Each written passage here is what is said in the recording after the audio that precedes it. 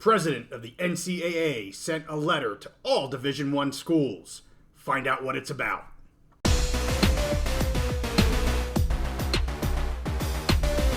College football NIL is always in the news, so we're back on the big mountain to break it down for you. Hey, it's good to have you here. If you're new to the mountain, I am JY, and this is my good friend Steve.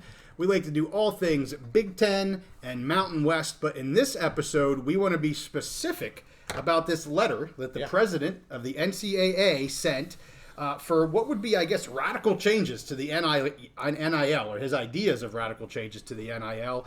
And Steve, you got to break this down for us. What in the world's going on? So first of all, Charlie Baker, he was the former governor of Massachusetts. He's the new NCAA president. Mm-hmm. I had really high hopes for him coming into this job. He did a great job in his position for things that have to do with politics. And this is not a politics show, but I really had some high hopes for him coming into this job. Now, the first, 6 months, 9 months in the position, I was disappointed. Yeah. Because there's a lot of problems. I don't even know if I want to say problems, but there's a lot of things in college football that need to be worked out, that need to be tweaked. There's massive changes, and you need leadership. And at first, it seemed like he was totally basically abdicating that leadership role and begging Congress to fix things for him. Yeah. Which, again, we're not a politics show, but I don't know whoever thought it was a good idea to go ask Congress to fix your problems, because they can't fix their own problems. Yeah. So, finally, he is delivering on what I expected from him, which was, visionary leadership. And I think that's why they hired him to bring in here. So, that's out of the way. We talked about Charlie Baker. What did he send? So he sends out this letter to all Division I schools, bypassed the conferences. He wanted to speak directly to the schools. So this went to every single school and really proposed a framework. Now, this isn't a final proposal. This is a framework about how they can basically regulate or come to work in a new system where NIL can't be regulated so much, or any compensation can't be regulated. Mm-hmm. So this is kind of a new path forward, a framework to establish a new path forward. Okay. So we're not going to do a deep dive in the history of this, but there's been maybe a dozen lawsuits over the last 10 to 20 years. Right. Basically, in the NCAA lost every single lawsuit where people were suing them for limiting compensation to players. Right.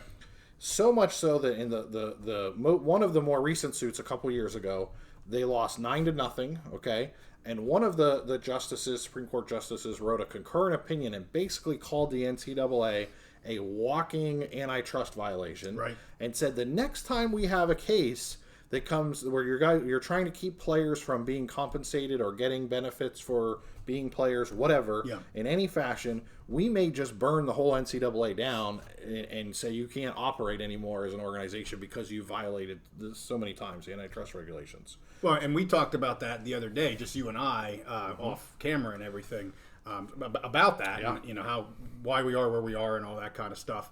And to that point, it was kind of you better get your stuff together ASAP. Yep. Because next time you're here isn't going to be good for you. So am I to assume this is the beginning of them trying to get their crap together? Absolutely.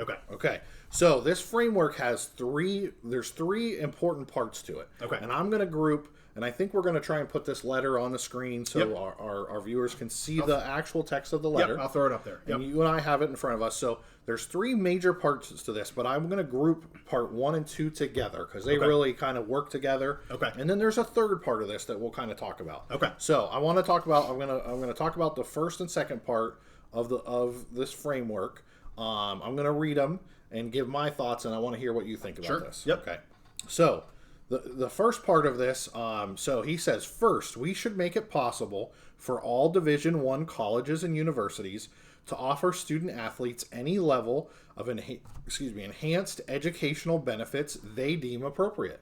So you're giving, under this framework, they would give schools the power. They can give any, if they want to give laptops, they want to give nutrition, there's no limits. Unlike the old NCAA where they could only feed them on game days and they could only get so much value in medical assistance devices. There's all these crazy rules back in the day from the NCAA. So the first part of this basically takes all of those restrictions away. Okay. The second part of it, which is really huge, it says, secondly, rules should change for any Division I school at their choice to enter into name, image, and likeness, NIL, licensing opportunities with their student athletes. That means if the school wants to sell a football jersey with their name on it, they can do that and they can pay the player. If they want to put them on a billboard, they want to put them on the program. Basically, and let's be real about it, it gives all the schools that opt into this program, allows them to pay their players for whatever, for just being on the field, for being using their name and image on billboards, on advertising material, selling product that has their name on it, whatever. This part allows them to pay their players whatever they want to pay them on. I think both of these, I know it kind of maybe upsets our sensibilities of what we think, of growing up, 20, 30 years watching college football, what things should be able to do. Right. But when you look at it, it does kind of meet the basic requirements of just being fair, and also meets the requirements of what the Supreme Court has been telling them. The federal courts have been telling them that NCAA, you can't put any restrictions on compensations to players from their schools or from anybody. So this basically, to me, gets the NCAA and all Division I schools in compliance with what the Supreme Court's telling them and what federal law states. So I want your thoughts on those two parts and how they work together. Yeah, I mean, to me, the first one makes sense. I mean, some of the restrictions the NCAA would put on, meals only on game day, they didn't practice any other day of the week, medical stuff like that. That just seems so old school. So to me, the first item here is, frankly, a no-brainer. How has that not been happening anyway? And it has gotten better lately in the last few years, for sure. Right, but, I mean... There shouldn't have ever been It should have been, exactly. So that one, again, like I say, that's almost a no-brainer to me. The second one, that's when you start to get into the kind of the old school, new school way of thinking about college football. What you need to understand at this point is this is a massive revenue-producing sport now. It is an NFL situation going on. It doesn't matter if you like it or you don't like it. I still like it being the amateur. They're kids. They're student athletes. That's what they are. Yep. So I still have, I'm not that old, but I still have a bit of hesitation in saying, well, no, they're a professional athlete and they should get paid for their name on that jersey. I still have hesitation with that. Yes. However, I also understand this whole antitrust issue, and if the university or the conference or the NCAA or anybody is making money off of these people, these players, because of the name on the jersey and their image on a whatever it may be, I mean, you got to be kind of, there's a fairness there too, right? So, I mean, when a kid wants let's use whoever, a Barkley jersey from PSU. When a kid wants a Barkley jersey, they want a Penn State jersey, but they really want a Saquon Barkley jersey for him and what he is and the player he is. And so I get that. I still am a little old school, and it's hard for me to get over that hurdle completely because it's still a student athlete. But when I take a step back and say, okay, but they're making all this money off of Saquon Barkley, or fill in the blank with thousands of student athletes, and he doesn't get any of that. I mean, that seems completely like unfair labor practicing type of stuff too. So, you kind of have to get past just that original thought of they're student athletes, which they are. Yeah. But you have to understand what's happening to these student athletes right now, and they really don't have any say to it. So that's kind of my thought. I guess I'm talking a little bit around in a circle, but I'm trying to get myself to this spot too, So I'm right there with you, and that's kind of where I've been for a while now, like accepting the realities of the law and different things compared to what we're used to, because what we grew up watching and and I will say part of that is the NCAA conditioned us to that. Mm-hmm. They've been telling us about these amateur student athletes, and they're already getting a scholarship, and they're getting this and they're getting that, so they've conditioned, and that's what the Supreme Court opinion said. They're like the concurrent opinion said, the NCAA, you guys just made up this whole student athlete thing, and you got away with it for 40, 50, 60 years because you were the only authority, and we just didn't, none of these cases got to court. So, you and I were similar age, and we've been conditioned for 40 years to think this is the way it should be. I guess I was, and the revenue now is never so much has larger, been bigger, and then it is, and it's only going to continue to grow. So, absolutely. as people like to say, follow the money. While the money's humongous right now. So you made a great point off camera. We were discussing this the other day, prepping.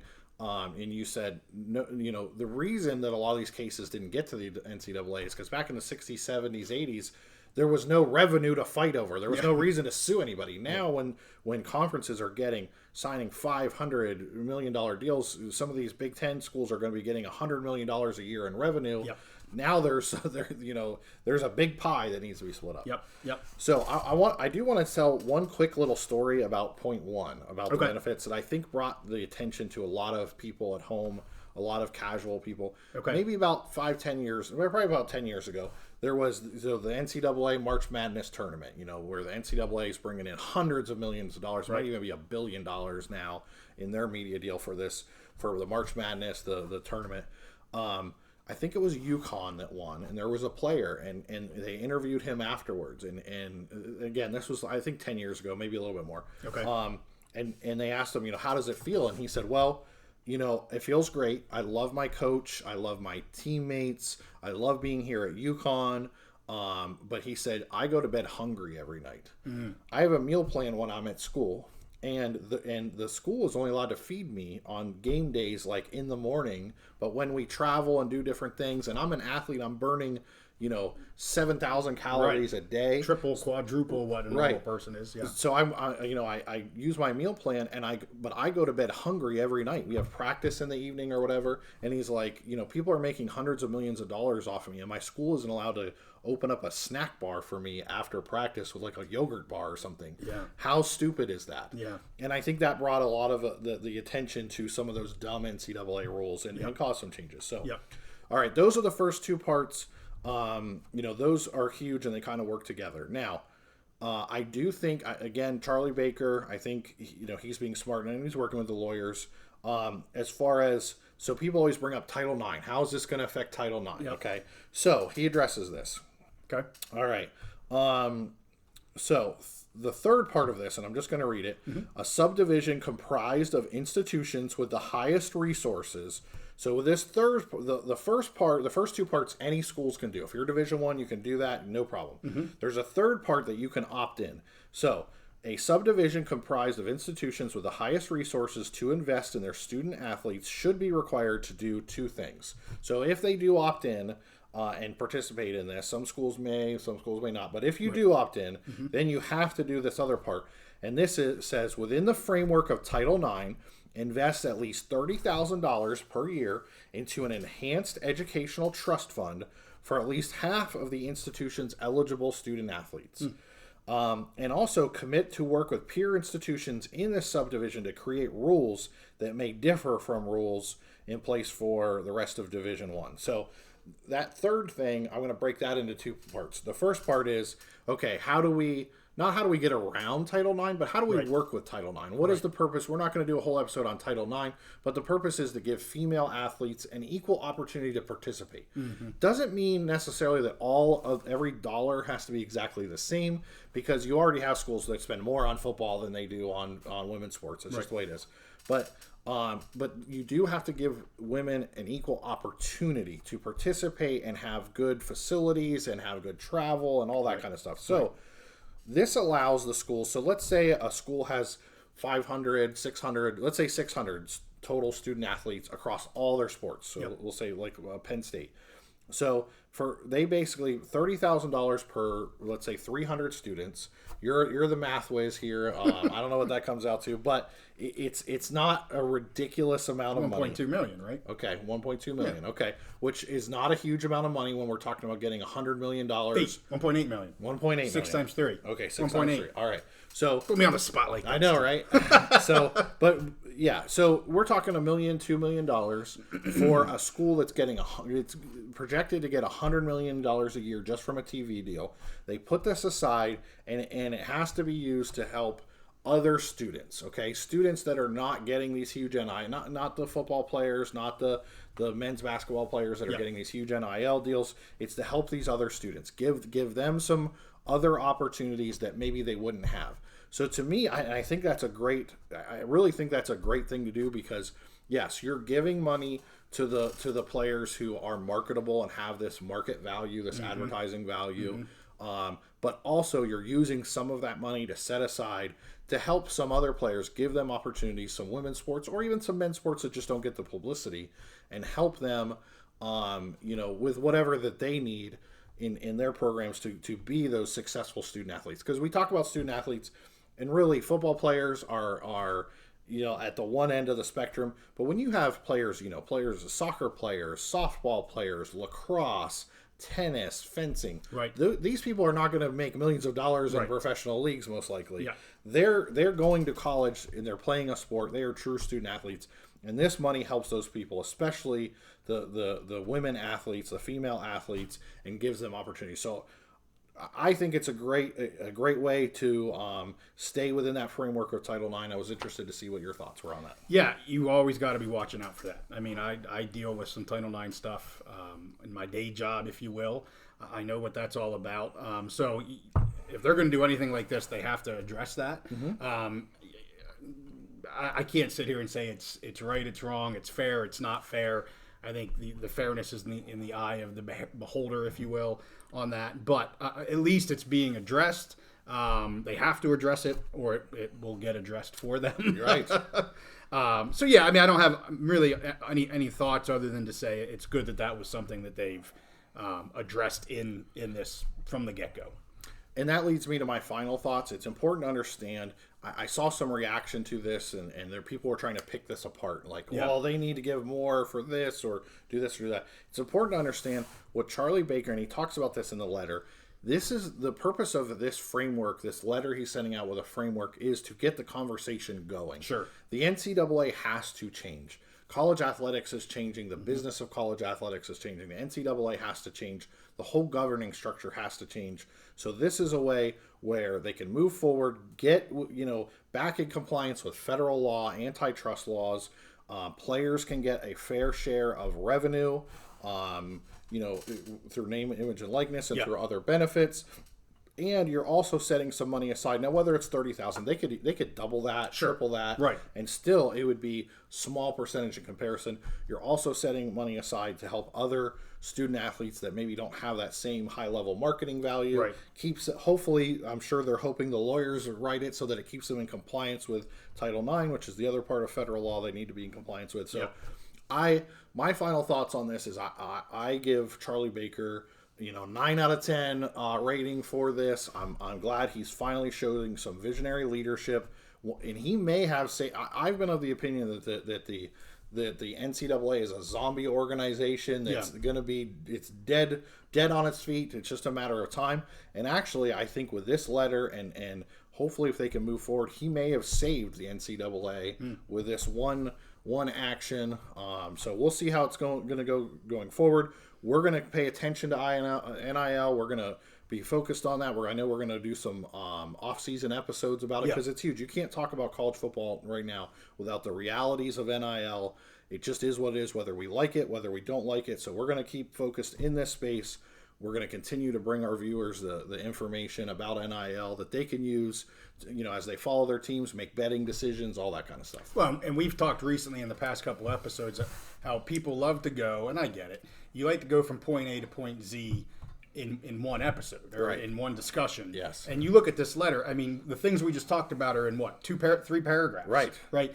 If anything like this even remotely comes to fruition in the future, you're talking 100 pages. Oh my goodness, some sort of whatever it's going to be called, an agreement or MOU, or I don't know what they're going to call it. But it's not going to be 3 paragraphs. It's going to be a massive document with gobs of detail, all lawyered up with everything you need to put in there. Yep. So everybody that's jumping down his throat for a 3-paragraph idea, calm down. Right. And I guarantee you there's a lot more behind this than what he just put in this letter in terms of their forethinking in this.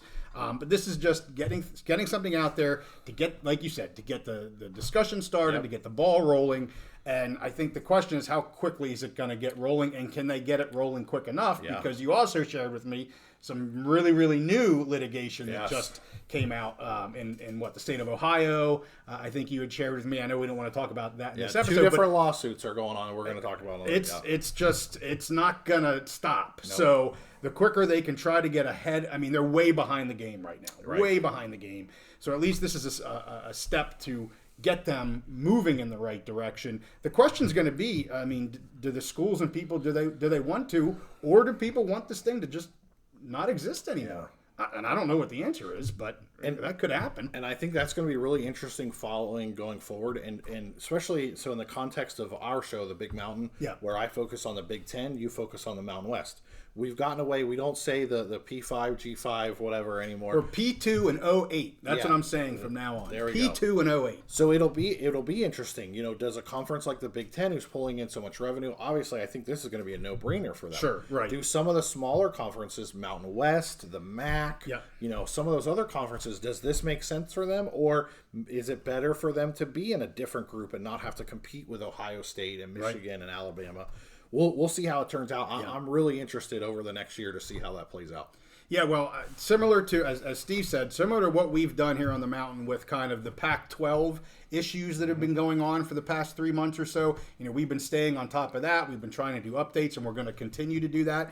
This is, you know, especially through the off season here, something that Steve and I are going to continue down. We may have an episode once a week or maybe every other week, just kind of depending on new news and things that we're able to put together. But this is a piece we're definitely going to be diving into a lot more. So if you're interested in this NIL stuff, changes to what the NCAA is looking at, litigation from other states, we're going to start diving into some of this in a lot more detail. So if you like this type of stuff, make sure you give us a like, make sure you give us a subscribe, because we're going to be doing a lot more of these episodes. Just as a reminder, we are going to pick every bowl game this season. We're going to have our first episode come out on the 13th.